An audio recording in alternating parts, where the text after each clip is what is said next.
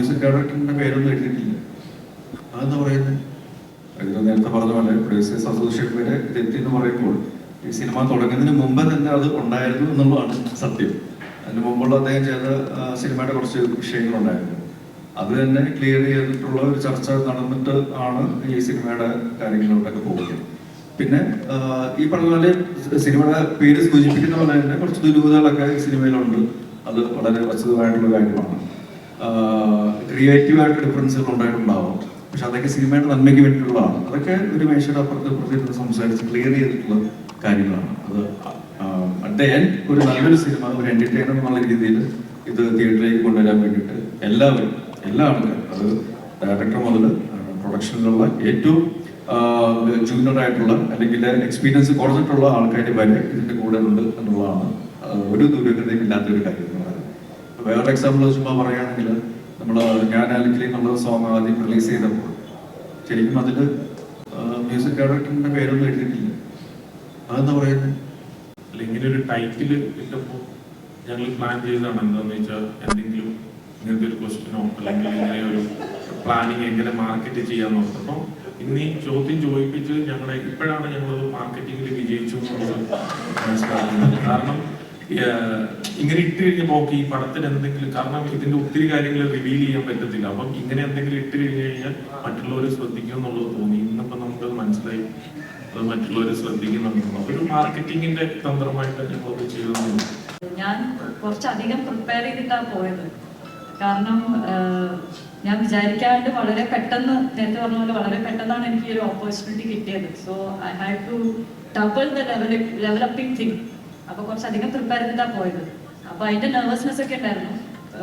First of all ആ bougainvillea movie ഇറങ്ങിക്കഴിഞ്ഞപ്പോഴാണ് ഇതിൻ്റെ shoot start ആവുന്നത്. അപ്പം ഞാൻ ആ ബൊഗൈൻവില്ല ലുക്കൊക്കെ പ്രതീക്ഷിച്ച് ഒക്കെയാണ് വിചാരിക്കുന്നത്. ഉള്ളിൽ ഫുൾ റൊമാൻറ്റിസൈസിങ് ആണ്. നേരിട്ട് വന്നപ്പോഴത്തേക്കും മറ്റേ കീറിയൊക്കെ പോടി വേറെ ഏത് ലുക്കിലാണ് വരുന്നത്. അപ്പൊ ഫസ്റ്റ് ഞാൻ ഇത് നെരിക്കിട്ട് മാത്രം ഇങ്ങനത്തെ എന്നുള്ള രീതിയിലാണ്. പിന്നെ വർക്ക് ചെയ്യുമ്പോൾ he's very calm and very compose. And ഞാനാണ് ഡയലോഗൊന്നും തെറ്റിക്കരുത്, എൻ്റെ performance should not effect things എന്നൊക്കെയുള്ള രീതിയിലാണ്. പക്ഷേ ഹിസ് പ്രസൻസ് ഭയങ്കര നന്നായിട്ട് എന്നെ കൂടി കാമാക്കി കുറച്ചും കൂടി ബെറ്റർ പെർഫോമൻസ് തരാൻ പറ്റി. അതുകൊണ്ട് അത് മാത്രമല്ല, രതീഷാന്റെ കൂടെ വർക്ക് ചെയ്യുമ്പോഴത്, ഞാനിപ്പോൾ രതീഷാന്റെ കൂടെ ഇത് എൻ്റെ രണ്ടാമത്തെ പ്രൊജക്റ്റാണ്. ആദ്യത്തെ മൂവി വർക്ക് ചെയ്യുമ്പം രതീഷാൻ പല ഡിഫറെന്റ് പ്രോസസ്സിലാണ് നമ്മളെ കൊണ്ട് വർക്ക് ചെയ്യുന്നത്. നമുക്ക് പോലും അറിയില്ല. അപ്പൊ ഫസ്റ്റ് മൂവിയിൽ രതീഷാൻ എനിക്ക് കഥയൊന്നും പറഞ്ഞിട്ടുണ്ടായിരുന്നില്ല. സ്പോട്ടിലാണ് സീൻ ഡയലോഗ്സ് ഒക്കെ തന്നിട്ടുണ്ടായിരുന്നത്. അപ്പൊ അതൊരു വേറെ ലേണിംഗ് എക്സ്പീരിയൻസ് ആയിരുന്നു. ആൻഡ് ഈ മൂവിയിൽ എനിക്ക് സ്ക്രിപ്റ്റ് ഒക്കെ ആദ്യമേ തന്നിട്ട് ഇതിന്റെ ടെക്സ്റ്റ് എല്ലാം ഫുൾ പേഴ്സണലൈസ് ചെയ്തോളൂ. പിന്നെ എന്നിട്ട് ഒന്നും വേണ്ട, വേറെ പ്രിപ്പറേഷൻ ഒന്നും വേണ്ട, സാധാ രീതിയിൽ വന്നാൽ മതി എന്നുള്ള രീതിയിലൊക്കെ ആയിരുന്നു. അപ്പോൾ കുറെ കൂടി ടെൻഷനായിരുന്നു. പക്ഷെ രണ്ടാമത്തെ പ്രൊജക്റ്റ് വർക്ക് ചെയ്യുമ്പോഴാണ് ഫസ്റ്റ് ആ രതീഷാനോട് വർക്ക് ചെയ്തതിന്റെ കുറെ ലേണിംഗ്സ് ഔട്ട്കംസ് നമുക്ക് സെക്കൻഡ് ഇതിനകത്ത് എവിടെ ഉണ്ടാവുന്നു, സെക്കൻഡ് പ്രൊജക്റ്റിൽ.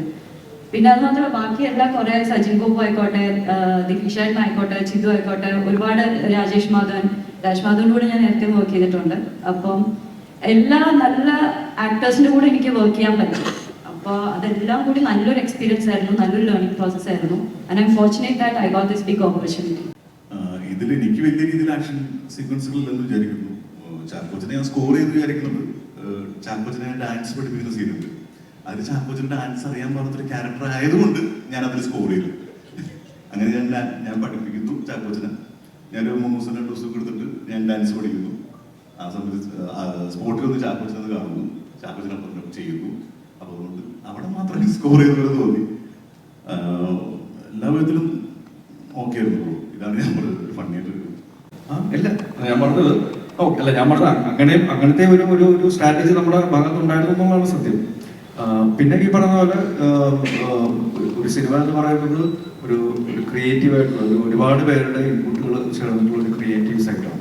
അത് എല്ലാവർക്കും അംഗീകരിക്കാവുന്ന രീതിയിലുള്ള ഒരു ഔട്ട്പുട്ട് എന്നുള്ള രീതിയിൽ കൊണ്ടുവരാനുള്ള ശ്രമങ്ങൾ ഉണ്ടാകുമ്പോൾ തീർച്ചയായിട്ടും ചില അഭിപ്രായ വ്യത്യാസങ്ങൾ ഉണ്ടാവാം. പക്ഷെ അതിനപ്പുറത്തേക്ക് സിനിമ നന്നാവണം എന്നുള്ള ഒരു തീരുമാനത്തിൽ തന്നെയാണ് എല്ലാവരും ഉള്ളത്. അത് എല്ലാവരും എന്ന് പറയുമ്പോൾ രതീഷ് ബാലകൃഷ്ണൻ മുതൽ ഇതിന്റെ പ്രൊഡ്യൂസേഴ്സ് മുതൽ ഇതിൽ ആക്ട് ചെയ്ത ആൾക്കാർ, പിന്നെ ടെക്നിക്കൽ സൈഡിലുള്ള ആൾക്കാർ, പ്രൊഡക്ഷൻ സൈഡിലുള്ള എല്ലാവരും ഉൾപ്പെടെ. സോ അതിൽ യാതൊരു ദുരൂഹതയുമില്ല. അതുകൊണ്ട് തന്നെയാണ് സന്തോഷത്തോടു കൂടി ഈ ഒരു വിഷുക്കാലത്ത് ഒരു സാഹചര്യം ഇങ്ങനത്തെ ഒരു രീതിയിൽ കാരണം ഇതുവരെ നമ്മൾ കുറ്റപ്പെടുള്ള എല്ലാ കോണ്ടന്റുകളും ഇരുകൈ നീട്ടി പ്രേക്ഷകർ സ്വീകരിച്ചിട്ടുണ്ട് അല്ലെങ്കിൽ അക്സെപ്റ്റ് ചെയ്തിട്ടുണ്ട്, ഏതൊക്കെ രീതിയിലാണ് അത് സ്വീകരിക്കേണ്ടത് എന്നുള്ള ഒരു മൈൻഡ് സെറ്റ്. അപ്പോൾ ആ ഒരു മൈൻഡ് സെറ്റിലൂടെ സിനിമ വന്ന് കണ്ടു കഴിഞ്ഞാൽ അവർ എന്റർടൈൻഡ് ആകും എന്നുള്ള വിശ്വാസമുണ്ട്. ഇടുക്കിയിലുള്ള ഒരാള് ആണ് അദ്ദേഹം. ഈ കാസറ്റ് റെക്കോർഡിംഗ് ഒക്കെ ഇല്ല, പഴയ ഡെക്കിൽ നിന്ന് ഡെക്കിലേക്ക് പകർത്തുന്ന ഒരു പരിപാടിയൊക്കെ ഇല്ല അതുകൊണ്ട് അതിനകത്ത് കുറെ പിള്ളേർക്ക് അത് അറിയാൻ പാടില്ലായിരിക്കും, നമുക്ക് അറിയാൻ പാടില്ല. നമ്മുടെ ആരാധനത്തിലുണ്ട്. വന്നെല്ലാം കെട്ടുകളൊക്കെ ആയിട്ട് പോയി നേരെ വയനാട്ടിൽ ചെന്ന് അദ്ദേഹത്തിൻ്റെ വീടിൻ്റെ തട്ടുമ്പുറത്ത് ഇതെല്ലാം പഴയ സാധനം കൊണ്ടിട്ട് വെച്ച് പുള്ളിയുടെ കൂടെ പുള്ളിയെ സഹായിക്കാനും ഒക്കെ ആയിട്ട് നിൽക്കുന്ന ഒരാളായിട്ടാണ് ഇതിനകത്ത്. ഇടുക്കിക്കാരനാണ്. അമ്പാൻ ആലുവക്കാരനല്ല പടത്തിലുണ്ട്. പിന്നെ ശർമ്മ ഹരിയാനക്കാർ ഞാൻ ഏതെങ്കിലും പേര് പറയാൻ എനിക്ക് ചോദ്യം വരുമ്പോൾ തോൽപ്പട്ടി, ഞാനത് തീപ്പട്ടിന്നേ ഇട്ടു. പക്ഷെ തോൽപ്പട്ടി എന്താണേലും പല സ്ഥലങ്ങളിൽ നിന്നും വന്ന് ഇരിക്കുന്നത്. ഇപ്പം സാറിന് ജ്യേഷ്ഠനായിട്ടാണ് നമ്മുടെ ദിലീഷ് മാത്യു സാറ്. ഇത് ഒത്തിരി ചോദിക്കാനില്ല ഇതിൽ. കാരണം വെച്ച് കഴിഞ്ഞാൽ ഇത് എൻ്റെ അനുഭവത്തിൽ എന്ന് പറഞ്ഞു കഴിഞ്ഞാൽ ഒരു ലെങ്തി സംഭവം ചെയ്തു എന്ന് പറഞ്ഞില്ലേ. അപ്പോൾ ഞാൻ ചില പടങ്ങളിൽ ചെന്നിട്ട് 4-5 ദിവസം 2-3 ദിവസം ഇങ്ങനെ പോയി വരുമ്പോഴത്തേക്ക് മൊത്തം അറിയത്തില്ല. അതിലെനിക്ക് മിക്കവാറും ആൾക്കാർക്കറിയാം ഞാൻ കഥ ഒന്നും ഞാൻ വിളിച്ച് പറയുമ്പോൾ അങ്ങനെ കേൾക്കാറില്ല. അത് വെള്ളയിലൊക്കെ പറഞ്ഞാൽ എനിക്ക് അങ്ങനെ കൊണ്ടു നടക്കാനൊന്നുമില്ല. നമ്മൾ ഒരു കംപ്ലീറ്റ് ആക്ടർ എന്നൊക്കെ പറയുന്ന പോലെ ഒരു കംപ്ലീറ്റ് വിജയം ആകുന്നത് അവിടെ വരെ എത്തുമ്പോഴാണ്. അപ്പം അവർക്ക് മനസ്സിലായി ഇതൊരു കംപ്ലീറ്റ് മാർക്കറ്റിംഗിന്റെ അതാ പറഞ്ഞേ കംപ്ലീറ്റ് മാർക്കറ്റിംഗിന്റെ ഒരു കാര്യമാണ്. പിന്നെ നമ്മളത് പിന്നെ ഇപ്പോൾ ഉള്ള എല്ലാ പോസ്റ്ററുകളിലും നോക്കി നോക്കും ഞങ്ങളത് വിജയിച്ചു കഴിഞ്ഞപ്പോൾ പിന്നെ ഇനി വേറൊരു മാർക്കറ്റിംഗ് പ്ലാൻ വേണമെന്ന് മനസ്സിലായി. ഇല്ലില്ല. അപ്പൊ എല്ലാം ഇപ്പം നമ്മളിപ്പം ഹൈദരാലിയായിട്ട് സംസാരിക്കാന്ന് വെച്ചു എന്തെങ്കിലും ഒരു പ്രശ്നം ഉണ്ടാവും ചിലപ്പോൾ. അപ്പൊ എല്ലാം മനുഷ്യരായിട്ട് അങ്ങനെ ഉണ്ടാവുമല്ലോ. ഇടുക്കിയിലുള്ള ഒരാള് ആണ് അദ്ദേഹം. ഈ കാസറ്റ് റെക്കോർഡിംഗ് ഒക്കെ ഇല്ല, പഴയ ഡെക്കിൽ നിന്ന് ഡെക്കിലേക്ക് പകർത്തുന്ന ഒരു പരിപാടിയൊക്കെ ഇല്ല അതുകൊണ്ട് അതിനകത്ത് കുറെ പിള്ളേർക്ക് അത് അറിയാൻ പാടില്ലായിരിക്കും, നമുക്ക് അറിയാൻ പാടില്ല. നമ്മുടെ ആരാധനത്തിലുണ്ട്. വന്നെല്ലാം കെട്ടുകളൊക്കെ ആയിട്ട് പോയി നേരെ വയനാട്ടിൽ ചെന്ന് അദ്ദേഹത്തിൻ്റെ വീടിൻ്റെ തട്ടുമ്പുറത്ത് ഇതെല്ലാം പഴയ സാധനം കൊണ്ടിട്ട് വെച്ച് പുള്ളിയുടെ കൂടെ പുള്ളിയെ സഹായിക്കാനും ഒക്കെ ആയിട്ട് നിൽക്കുന്ന ഒരാളായിട്ടാണ് ഇതിനകത്ത്. ഇടുക്കിക്കാരനാണ്.